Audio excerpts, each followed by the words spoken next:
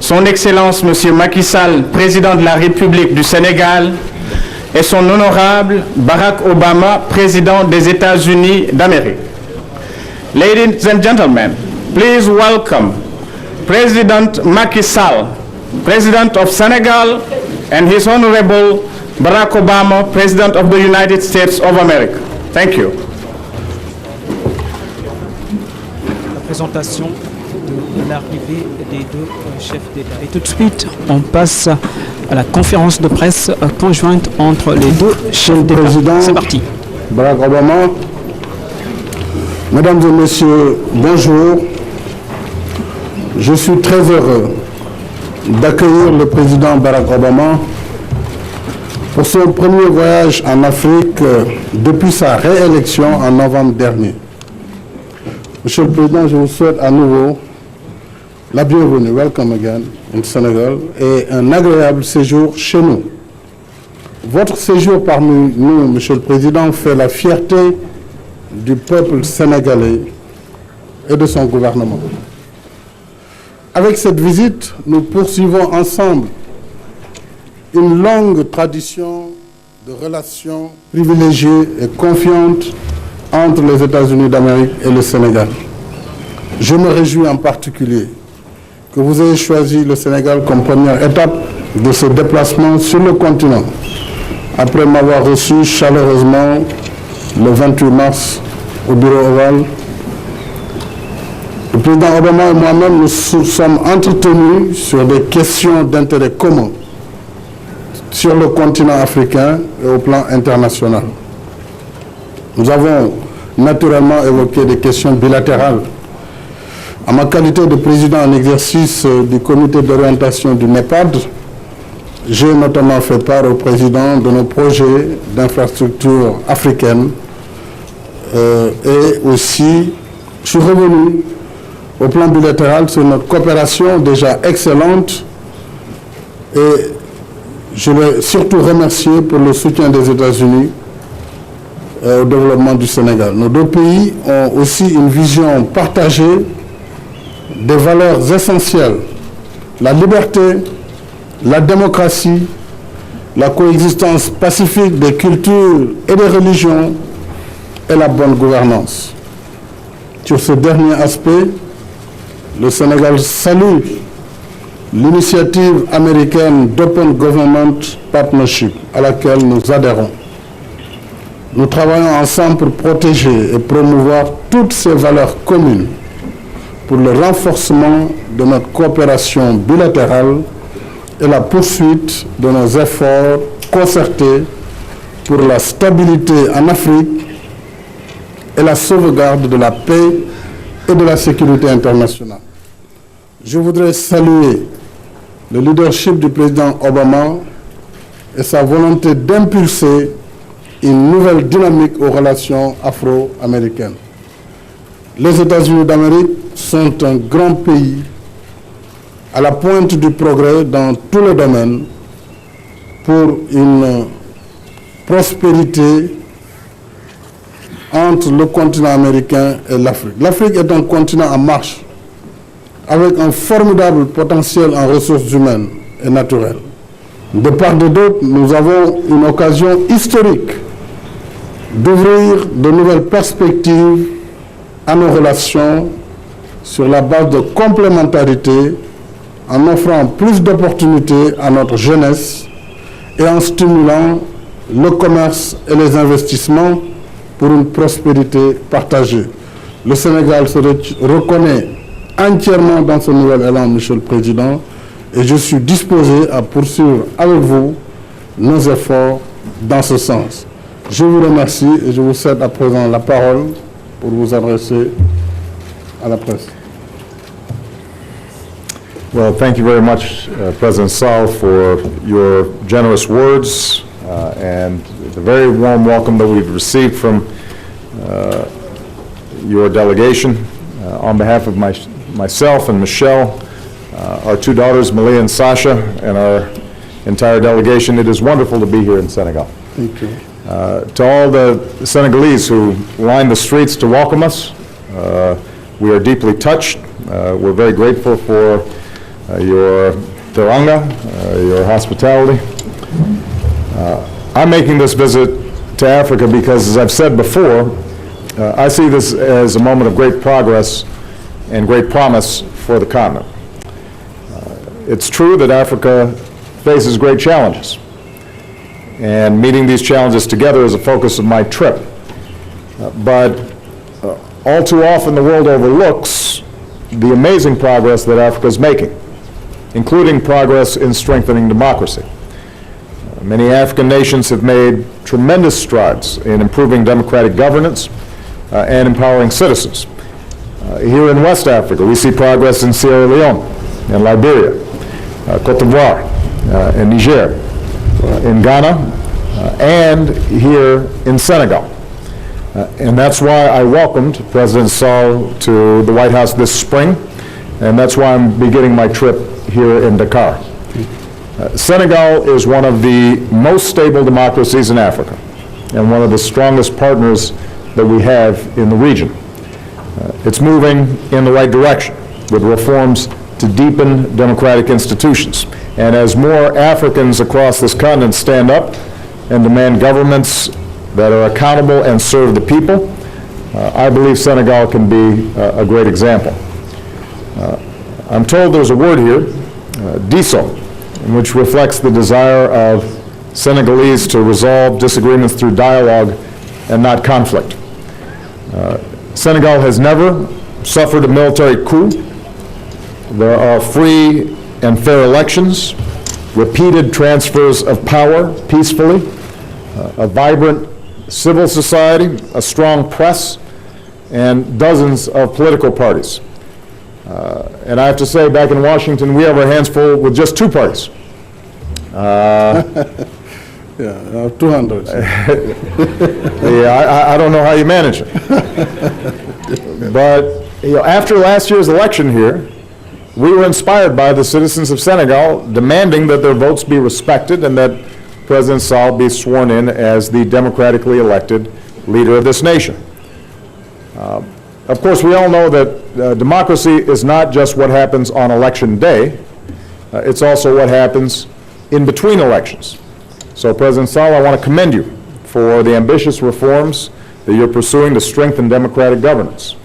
More openness, more transparency, more accountability. I know it's hard, but it's absolutely necessary both politically and economically. History shows that governments that are more open and more responsive to citizens are more effective in delivering basic services.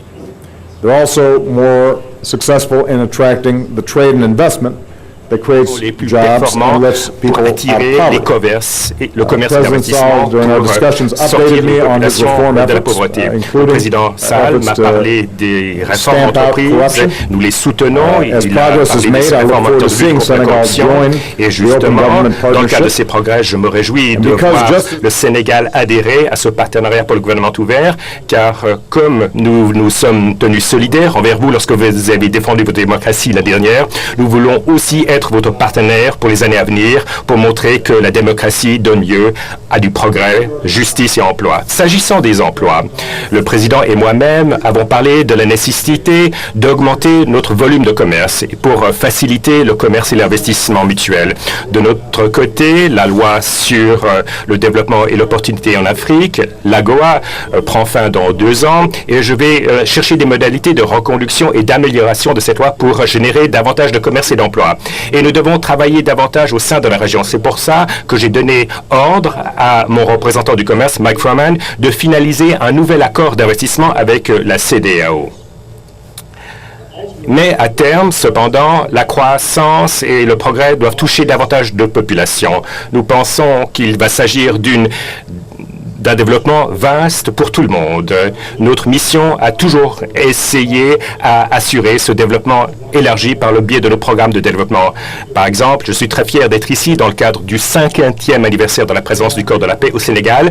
Aujourd'hui, je réaffirme que les États-Unis vont demeurer un des partenaires les plus forts du Sénégal dans ce domaine. Nous allons construire de nouvelles routes, des ponts pour que les marchands puissent écouler leurs marchandises, pour qu'il y ait davantage de manuels scolaires, également qu'il y ait davantage de connectivité Internet. Internet pour que les enfants puissent apprendre. Vu que la plupart des gens au Sénégal et dans le continent travaillent dans l'agriculture, notre initiative sur la sécurité alimentaire va aider les agriculteurs à développer de nouvelles semences et technologies, augmenter les revenus et les rendements. À mesure que le président Sall entame une réforme foncière, nous allons entamer cette nouvelle alliance pour la sécurité alimentaire dont je parlerai davantage demain. Nous allons poursuivre ces efforts communs contre le VIH-Sida et grâce à cela, grâce à ces efforts, nous avons réussi à maintenir les taux d'infection relativement bas dans ce pays et nous allons continuer de distribuer des moustiquaires pour protéger les Sénégalais contre le paludisme. Mais généralement, je souhaite remercier le Sénégal d'être un partenaire très fort pour la sécurité régionale, car les forces de maintien de la paix du Sénégal ont été très courageuses en Côte d'Ivoire, au Congo notamment. Les troupes sénégalaises aident le peuple du Mali à recouvrer son pays et j'ai accordé au président mon soutien dans le cadre de cette mission et au sein du Sénégal, nous soutenons les efforts du président pour aboutir à une paix durable dans la région de Casamance. Et finalement, je suis très heureux de constater que nous renforçons nos relations bilatérales entre nos populations, surtout au niveau de la jeunesse. J'ai été très fier d'accueillir 2 Sénégalais, 2 Sénégalaises dans le cadre du Forum des jeunes dirigeants africains que nous avons organisé à la Maison-Blanche. Dans quelques jours, je vais annoncer un élargissement de nos efforts pour habiliter davantage de jeunes Africains qui souhaitent contribuer à leur pays respectif. Et ceci, je l'espère, comprendra des jeunes du Sénégal, car nous avons la foi en le Sénégal, nous croyons en son peuple et nous pensons que nous pourrons réaliser des progrès ensemble et nous souhaitons investir dans cette jeunesse de demain. Encore une fois, Monsieur le Président Sall, je vous remercie pour votre partenariat, je vous remercie pour cet accueil extrêmement chaleureux qui a été accordé à moi-même et à notre famille. Nos pays sont partenaires, Niofar.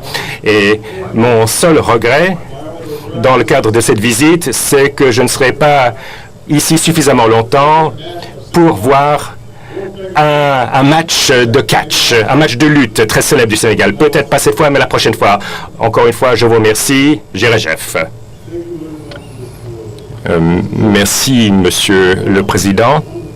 Votre Wolof est extraordinaire. Voilà, nous allons donner la parole à la presse.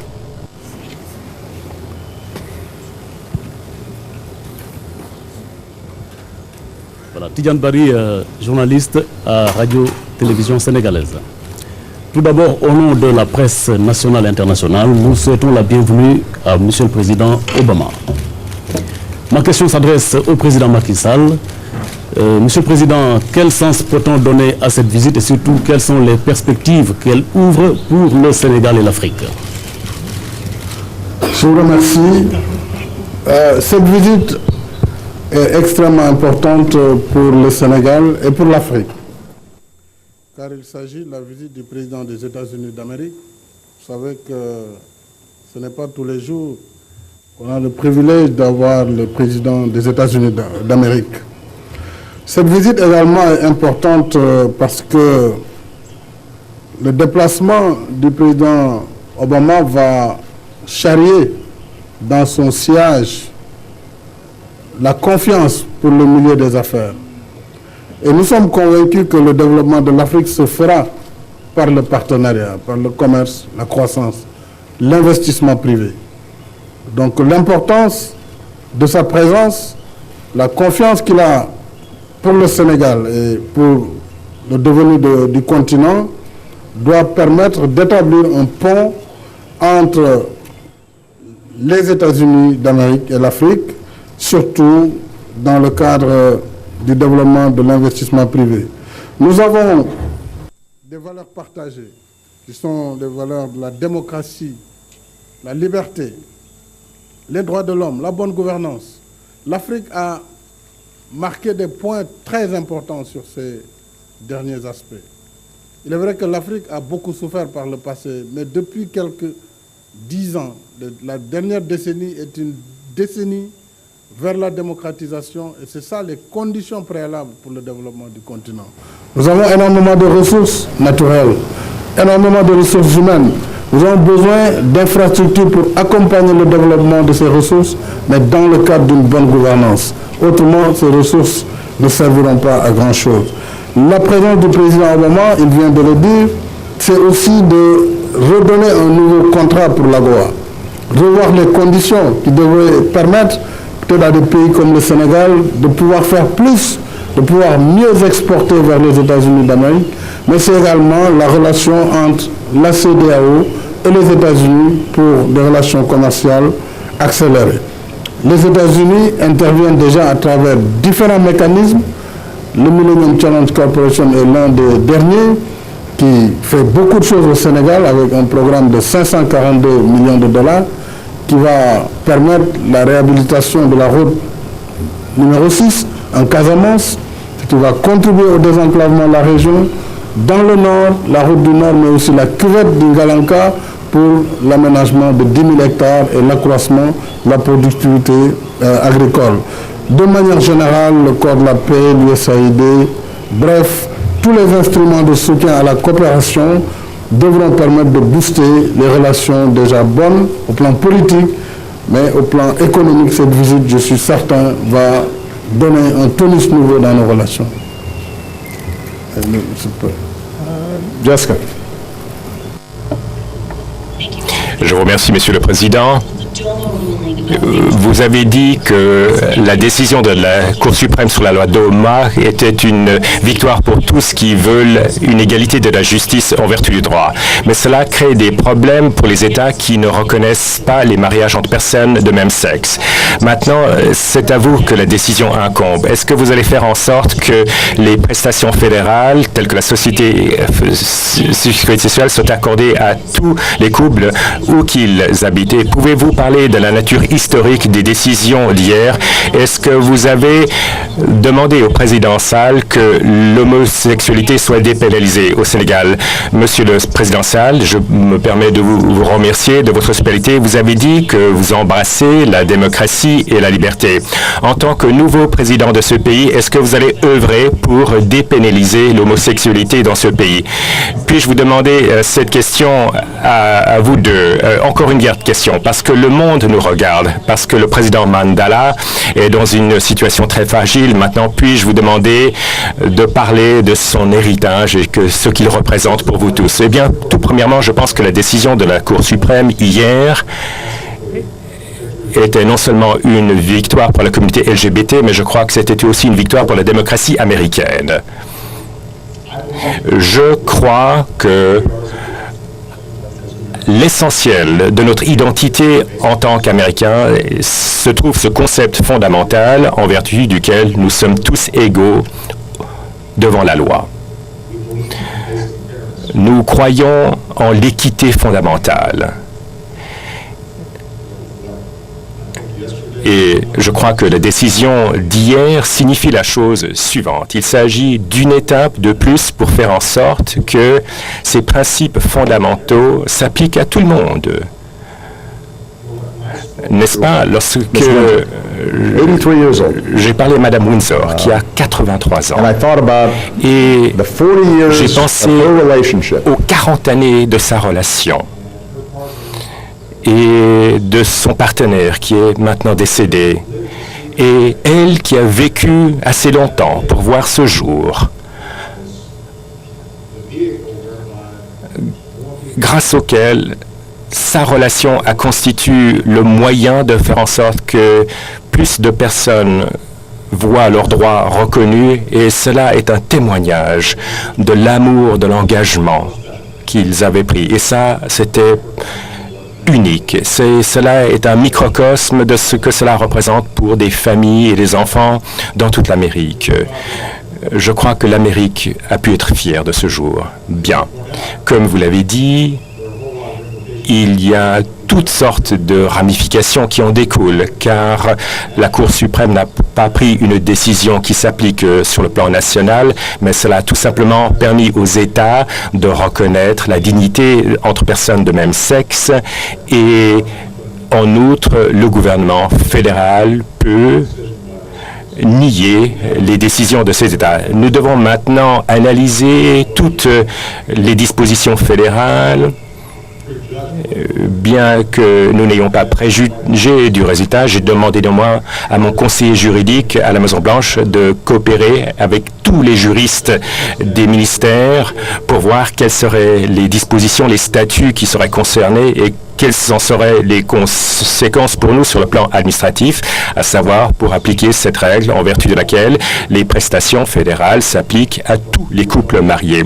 Mais ce qui est vrai, c'est qu'il y a encore beaucoup d'États qui ne reconnaissent pas cela et la Cour suprême va laisser le choix aux États de prendre ces décisions et nous allons procéder à une analyse juridique des conséquences. Pour ma part, je pense personnellement, et je m'exprime en tant que président et non en tant que juriste, je pense que si vous vous êtes marié au Massachusetts et si vous déménagez dans un autre État, eh bien, vous êtes toujours marié, mais pourtant, au titre du droit fédéral, vous devriez pouvoir bénéficier des mêmes prestations au même titre que tout autre couple légalement marié. Et là, je parle en tant que président et non en tant qu'avocat.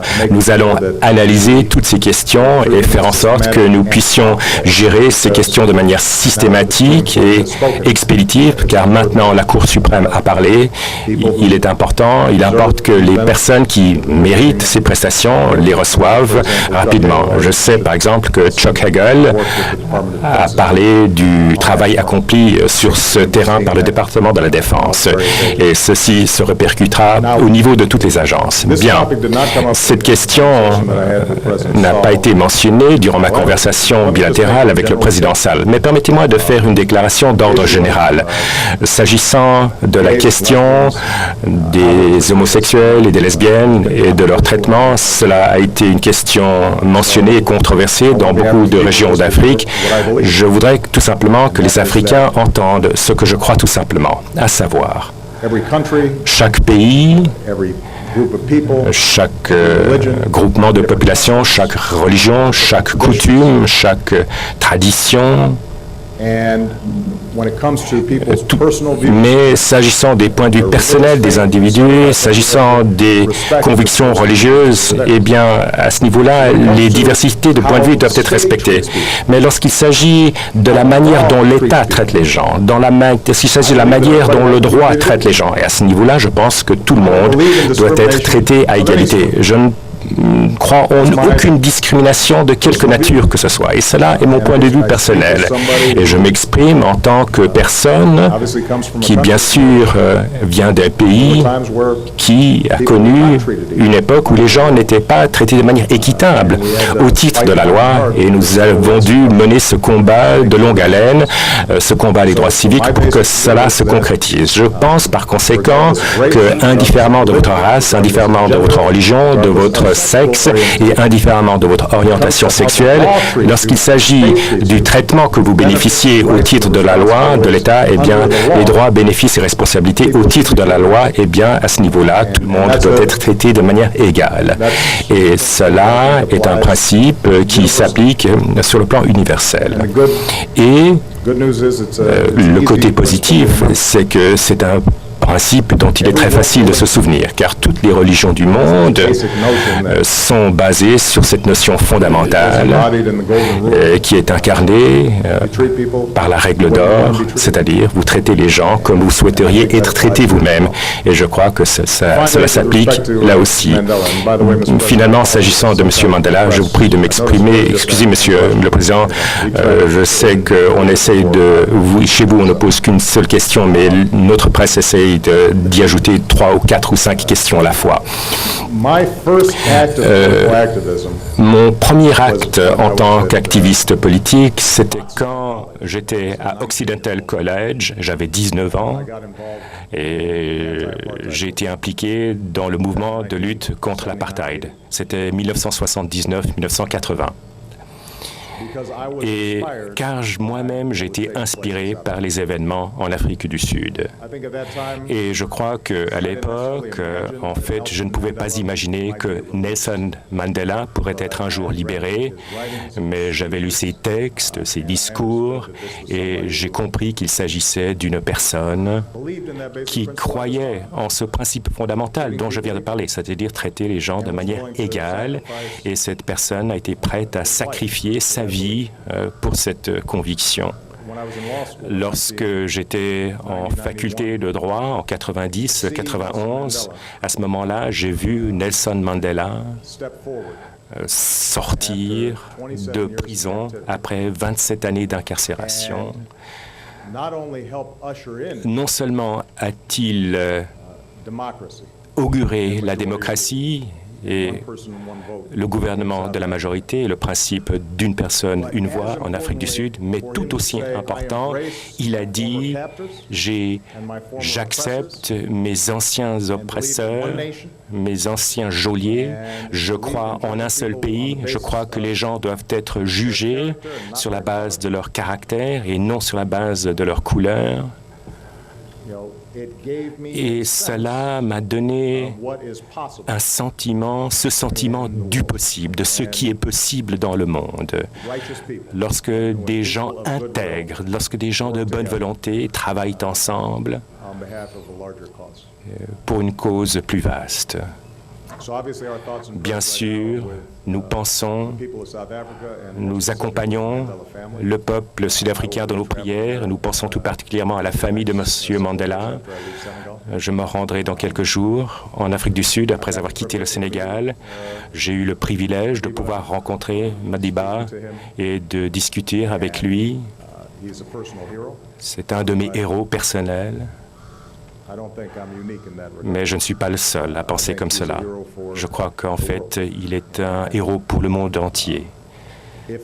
Et lorsqu'il nous quittera, je crois qu'il y a une chose que nous saurons tous, c'est que son bilan, son héritage sera pour les siècles. Oui, merci beaucoup. Je voudrais donner la parole et réagir en même temps. Oui, M. Alassane.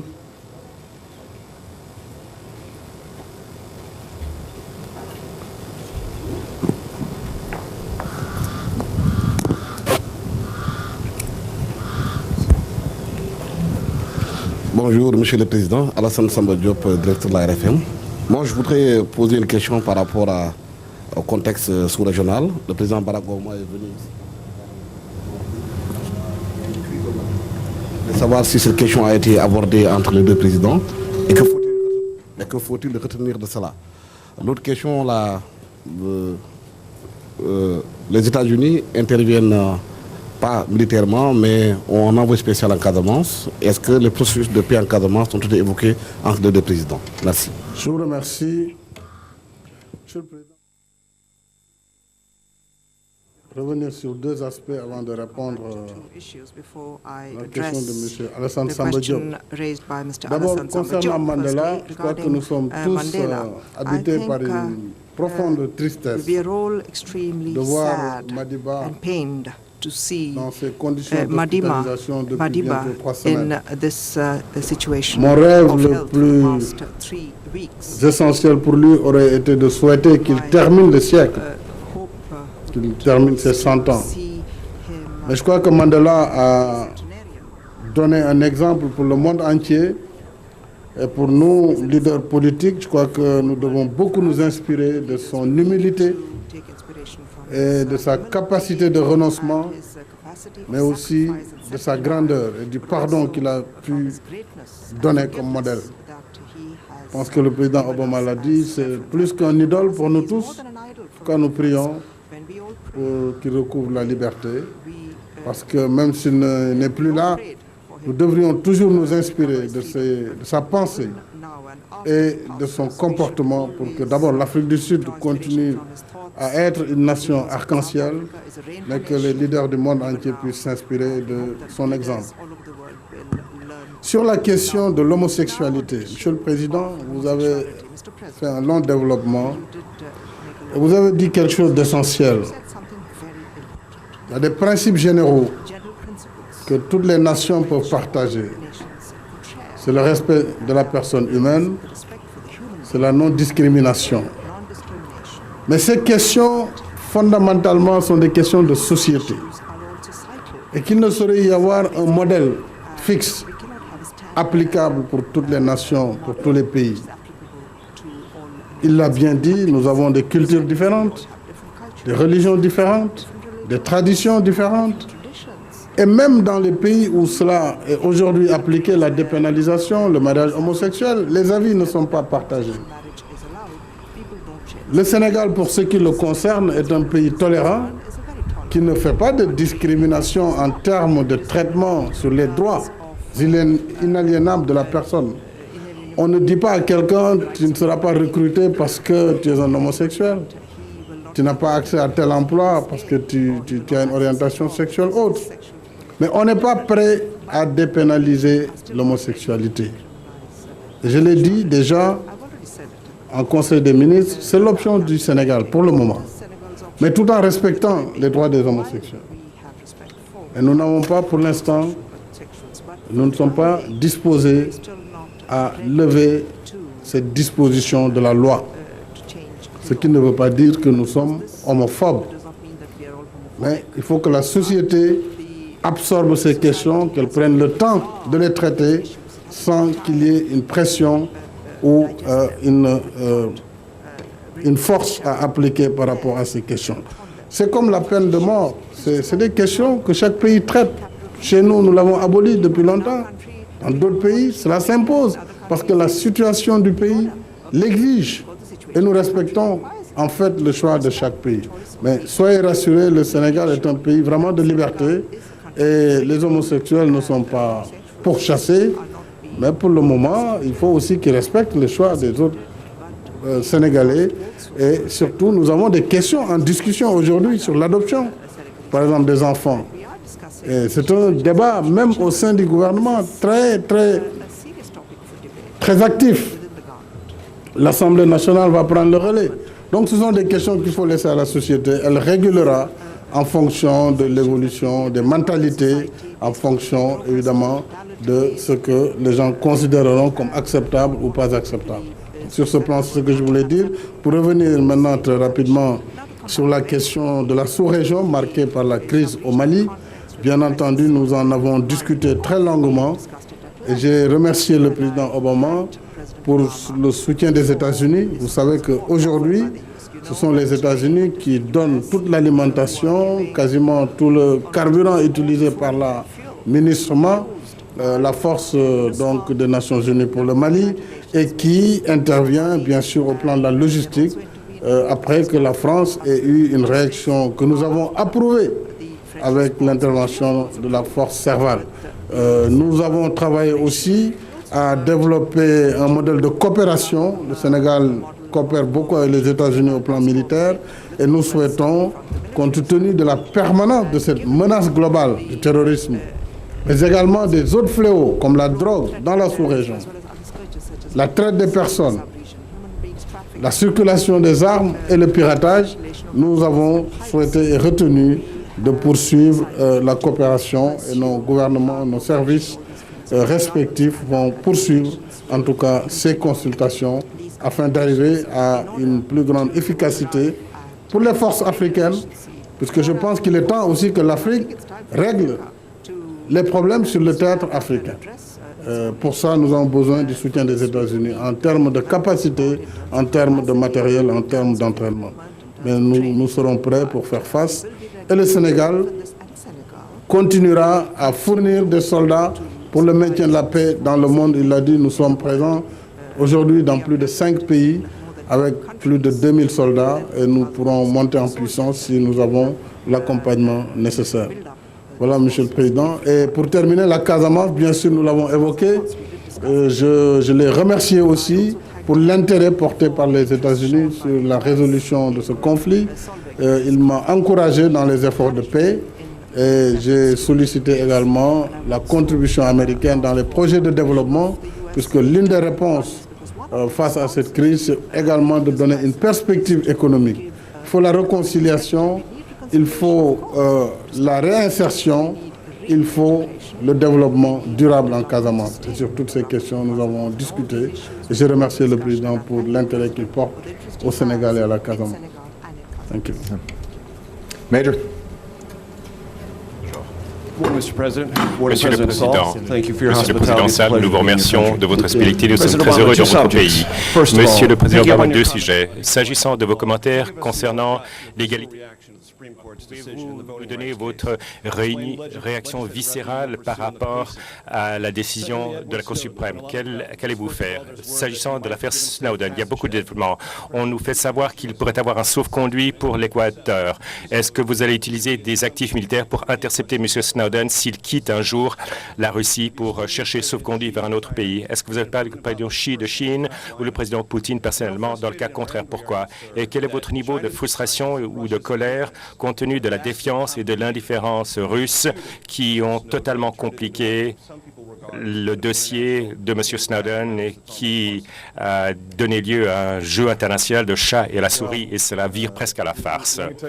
Permettez-moi de parler tout d'abord de la question de la loi sur le vote. La loi sur le droit de vote dont les paragraphes 3, 4 et 5 sont les éléments qui donnent du pouvoir politique aux Afro-Américains qui débouchent sur tout un ensemble d'autres mesures pour faire en sorte que l'Amérique soit un pays plus juste et plus égalitaire. Et cela était la pierre angulaire et la culmination d'années de combats, de douleurs, de larmes et parfois de décès. Peut-être ne serais-je pas ici en tant que président sans le combat de ceux qui ont lutté pour faire voter cette loi sur le droit de vote. Je crois que la Cour suprême s'est trompée dans cette décision, mais cette décision existe, elle est là. Je crois que la Cour suprême n'a pas reconnu à quel point la suppression du vote constitue toujours un problème dans le pays et qu'il est logique que l'on mette en place des mécanismes veillant à ce que l'on contrôle, à ce que l'on lutte contre les pratiques et procédures qui pourraient rendre plus difficile le vote pour des personnes dans des régions où il y a eu, dans le passé, de la discrimination. Et une des raisons étant majeure, c'est que bien que l'on puisse toujours déposer plainte s'il y a discrimination, si vous n'avez pas les structures des sections 3, 4 et 5 en vigueur en amont, eh bien, le problème pourrait être terminé avant que la plainte ne soit déposée ou avant qu'il n'y ait de décision de justice. Donc, il pourrait être trop tard. Cela dit, la Cour suprême a tranché. Le Congrès ne peut pas invalider cet aspect spécifique de cette décision. Mais la chose positive, c'est qu'il y a d'autres solutions potentielles. Et le remède potentiel, c'est de faire en sorte, tout simplement, que tout le monde dans le pays puisse voter. C'est-à-dire partout dans le pays, il faut éviter qu'il y ait des files d'attente de 7 heures. Il faut éviter qu'il y ait des mécanismes en vigueur compliquant la possibilité de voter pour les populations. Au contraire, nous devrions nous doter de mécanismes qui simplifient le vote. Et cela relève des pouvoirs du Congrès. Le Congrès n'a pas besoin de cibler ou d'identifier une juridiction particulière. Le Congrès peut désormais décider que, indifféremment de votre lieu d'habitation, il y aura diverses règles qui s'appliqueront aux élections. Car, comme vous le savez, juste après l'élection, nous avions constaté certains de ces problèmes. Je donnais ordre à un de mes conseillers, Bob Bauer, de coopérer avec un conseiller de M. Mitt Romney, de travailler ensemble pour faire en sorte que le vote soit plus facile pour la population. Je sais que chaque fois que l'on aborde cette question du droit de vote, inévitablement, il y a des pensées partisanes qui occupent les pensées des gens quant à savoir qui en profitera, qui en sera désavantagé. Mais à la lueur de ces décisions de la Cour, je pense que nous pouvons tous être d'accord sur le fait que les gens doivent avoir le droit de voter. Il ne doit pas y avoir de restrictions quant au vote. Il ne doit pas y avoir tout un ensemble d'obstacles avant de voter et il devrait y avoir une certaine uniformité en ce qui concerne l'application de cette règle. C'est la pierre angulaire de notre démocratie. C'est ce qui permet à notre démocratie de fonctionner. Et j'ai hâte de travailler avec les démocrates et les républicains de manière non partisane pour faire en sorte que si vous êtes citoyen des États-Unis d'Amérique, vous pouvez voter, vous, sans connaître tout un ensemble d'obstacles, indifféremment de votre race ou de votre affiliation politique. Bien, s'agissant de M. Snowden, nous avons lancé par le biais du ministère de la Justice une demande très claire au début auprès de Hong Kong et ensuite auprès de la Russie, déclarant que nous souhaitons l'extradition de M. Snowden et nous suivons les canaux juridiques ordinaires qui sont invoqués lorsque nous souhaitons une extradition. Je n'ai pas appelé personnellement le président Xi ou le président Poutine personnellement, la raison étant que, justement, premièrement, je ne devrais pas avoir à le faire. Il s'agit d'une question qui est gérée de manière routinière entre responsables de l'application de la loi dans les deux pays. Et cela n'est pas exceptionnel sur un plan juridique. Deuxièmement,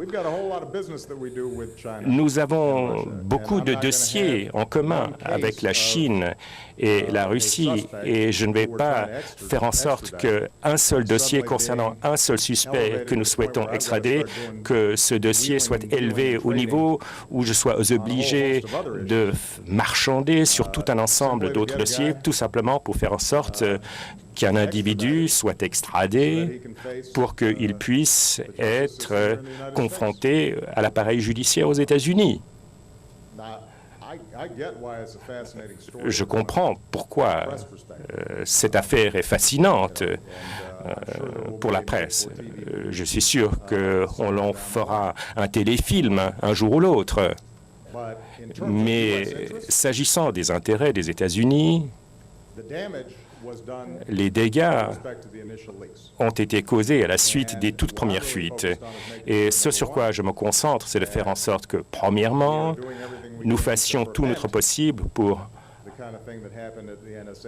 empêcher que ne se reproduise ce qui s'est passé au niveau de la NSA, car actuellement, nous ne savons pas quels étaient effectivement les mobiles de M. Snowden, outre ce qu'il a dit en public. Je ne vais pas préjuger du dossier, mais cela démontre qu'il y a des vulnérabilités importantes au niveau de la NSA, et ces vulnérabilités doivent être résolues, premièrement. Deuxièmement, je veux faire en sorte que nous dotions d'un débat sain et vigoureux aux États-Unis en ce qui concerne l'équilibre entre la sécurité et le respect de la vie privée, car ces programmes qui, je crois, rendent l'Amérique plus sûre, je crois que ce sont des programmes qui trouvent ce juste équilibre. Mais à présent, cela donne lieu à beaucoup de questions au niveau de la presse et auprès du public américain. Et je veux faire en sorte que tout le monde, c'est-à-dire le Congrès, les faiseurs d'opinion, et je veux faire en sorte aussi que les responsables du Congrès sachent que les lois sont respectées. Il faut savoir qu'il y ait un contrôle et les Américains ne veulent pas qu'il y ait un grand frère, un Big Brother qui s'intéresse à tout ce qu'ils font. Mais je crois que l'on peut avoir un débat public très vigoureux pour faire en sorte que cela se concrétise. Je veux veiller à ce que les règles d'extradition soient respectées. Bien, nous n'avons pas de traité d'extradition avec la Russie, cela complique la situation. Il n'est pas nécessaire d'avoir un traité d'extradition pour régler certaines de ces questions.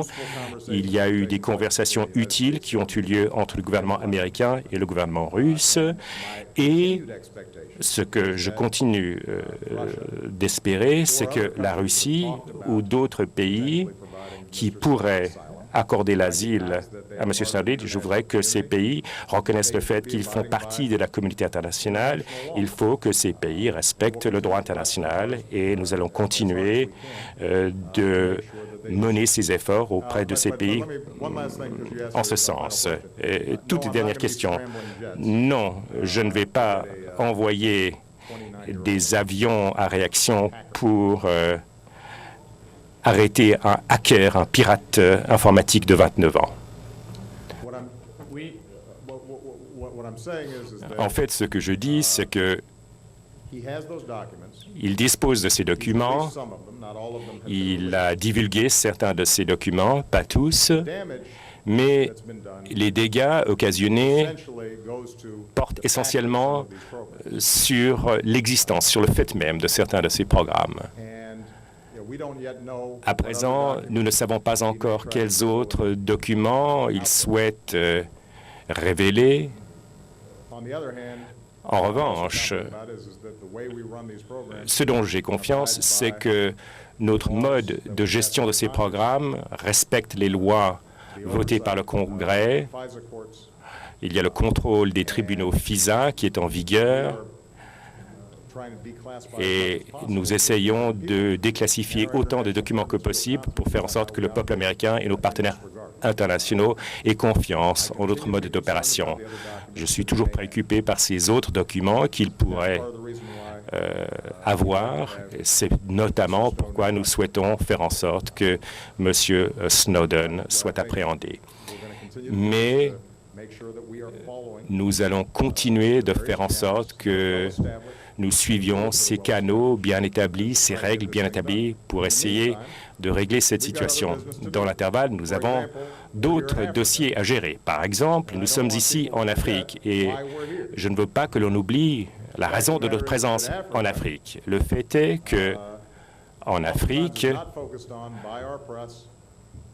l'Afrique ne fait pas toujours l'objet de la concentration de notre presse ou de nos dirigeants au pays, sauf s'il y a une crise. Et la raison pour laquelle nous souhaitons nous concentrer sur le Sénégal et l'Afrique, en premier, c'est de faire en sorte que les gens comprennent qu'il y a un potentiel énorme. 6 des économies connaissant les croissances les plus rapides du monde sont ici même en Afrique. Vous parliez du président Xi. La Chine s'intéresse beaucoup à l'Afrique. Le Brésil, la Turquie, l'Inde ont beaucoup d'investissements pour développer le commerce et les échanges avec l'Afrique. Nous avons des intérêts de sécurité économique. Il y a des pays critiques comme le Sénégal qui ont des démocraties pérennes, une paix durable depuis de nombreuses années. Ce sont des pays qui veulent s'associer avec nous. Ce sont des pays qui font des sacrifices, notamment au Mali, pour assurer la stabilité régionale. Pour ma part, je pense qu'il ne faut pas oublier l'essentiel. La raison pour laquelle je suis venu en Afrique, c'est dû au fait que l'Afrique monte, se développe et qu'il relève des intérêts des États-Unis, pas que des intérêts de l'Afrique, il relève des intérêts américains de ne pas rater cette opportunité de renforcer, d'approfondir ces partenariats potentiels qui existent ici. Il va s'agir d'un continent qui avance, c'est un continent jeune, qui est en plein essor et plein d'énergie. Et c'est la raison pour laquelle beaucoup de pays du monde y consacrent beaucoup de temps. Sur le plan historique, nous avons apporté beaucoup d'aide au développement en Afrique, de l'alimentation, des médicaments, mais ce que je souhaite que nous fassions maintenant, c'est que l'on change de paradigme maintenant. Maintenant, nous devons nous concentrer sur le commerce, le développement, les partenariats.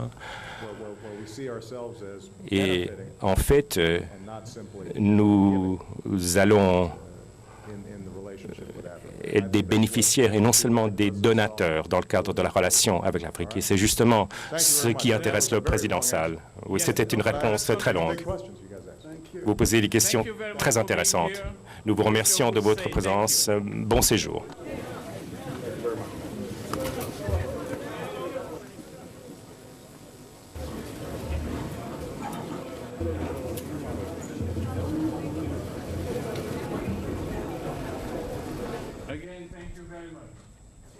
La toute dernière image de Barack Hussein Obama et Macky Sall en train de rejoindre les appartements privés du président de la République, Macky Sall. Ce fut des instants intensément vécus. Énormément de questions ont été soulevées, principalement les questions de développement.